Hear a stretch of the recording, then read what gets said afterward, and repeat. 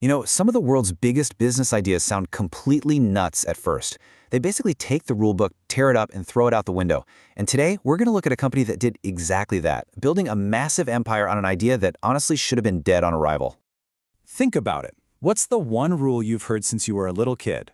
Don't talk to strangers, right?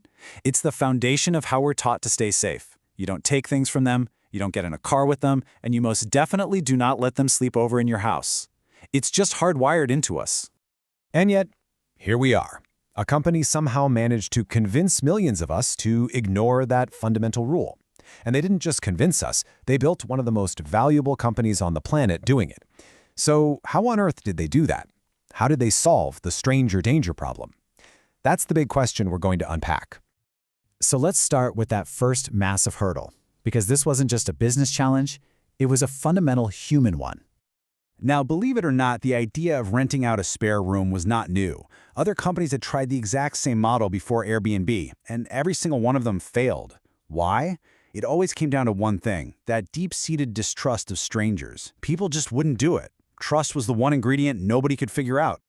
So what changed everything? Well, for Airbnb, the answer wasn't some brilliant idea they cooked up. It was a massive external event that shook the entire world, and in doing so created the absolute perfect conditions for their impossible idea to finally take root. That event was the 2008 Great Recession. To give you an idea of the scale, in the US alone, 2.6 million jobs just vanished. People were scared and they were desperate. And the global hit was just staggering, costing the world economy over $2 trillion. This wasn't just a small downturn, it was an economic earthquake that changed everything. And this is the critical point. A crisis that big forces a massive shift in how we all behave. All of a sudden, making extra money wasn't about saving for a new TV. It was about making rent. It was about survival. And at the same time, travelers couldn't afford expensive hotels. This desperation on both sides made the unthinkable, staying in a stranger's house, suddenly seem thinkable.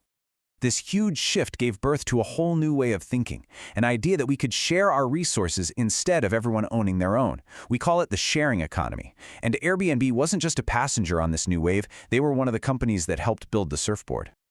And just look at the result.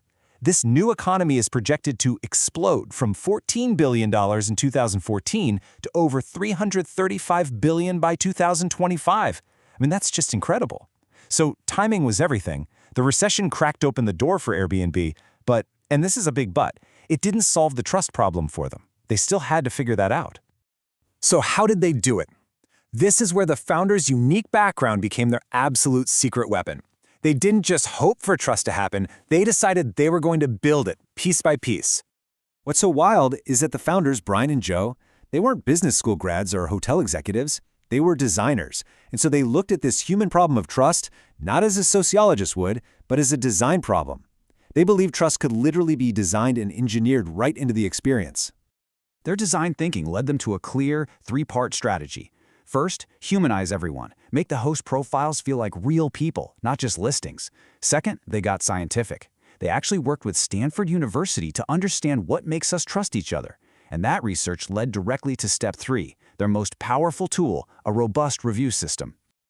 That Stanford study found something fascinating. Normally, we humans tend to trust people who are similar to us. It's just a natural bias. But the study showed that when you add a layer of what they call social reputation, basically reviews, that bias almost completely disappears.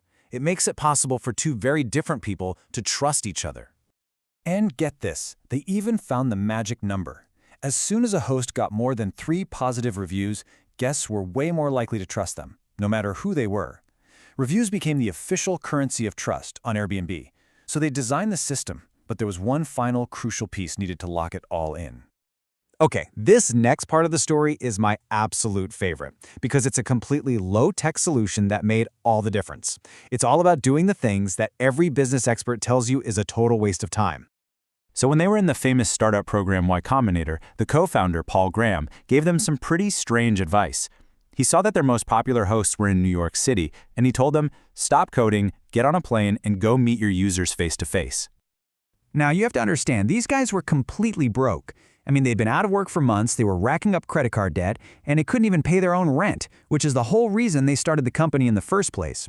So this trip was a massive, massive gamble for them. But they went, and they didn't just show up with a clipboard to do market research. They noticed the photos on the listings were awful, so they rented a camera and took professional pictures for their hosts for free. They saw hosts were struggling to write good descriptions, so they sat down and wrote the copy with them. They weren't just founders, they became partners. And that right there is the incredible power of empathy. They didn't just collect data, they built real relationships. And because of that, their first hosts in New York didn't feel like customers on a platform. They felt like co-founders in a movement. They became Airbnb's most passionate advocates. And that connection sparked the most powerful marketing on earth, word of mouth. So, when you put it all together, what are the big takeaways from this incredible story? Well, it really boils down to a perfect three-part recipe for success. Number 1 was timing. A global crisis created the need. Number 2 was design. They intentionally engineered trust right into their system. And number 3 was empathy. They did the hard, unscalable human work of connecting with their community face to face. So the big lesson here goes way beyond just building a business. The story of Airbnb proves that some of our most deeply rooted fears can actually be overcome. And it leaves us with a really powerful question to think about. What other seemingly impossible human problems could we solve, not with more tech, but with a better design for trust and a genuine dose of human empathy?